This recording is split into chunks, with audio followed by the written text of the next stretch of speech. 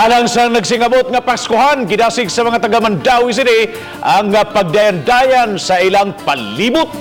Kumusta ho na to ang himo sa kabarangayan aron masinati ang diwa sa kasaudugan? Kini pinaagi sa RTV Presents ni Nico Sereno.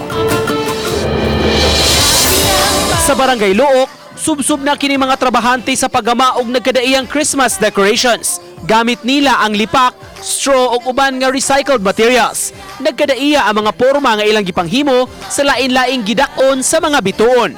Ngadto sa ilang Christmas tree at tubangan sab sa Barangay Hall. Tangan po nagsuga nila eh. Ilaw. Straws. Tangan.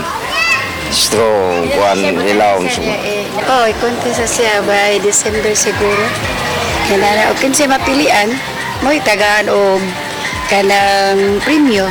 Gusto ang barangay, madayan-dayanan pag-ayo ang kadalanan sa ilang palibot.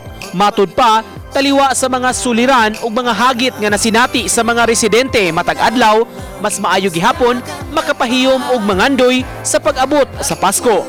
Nga recycle gyud itong buhaton kay para pud makakuan na bagay anugon kay labi na yung mga tabon kini mga botelya nga disposable ilabay ta na mo nang gimanihon imo na mo Christmas tree nya butangan mo series ba Naatay atong Christmas tree nga tree gyud itong na namo para lang gyud nga makita na to nga ang barangay nga naagi spirit of Christmas.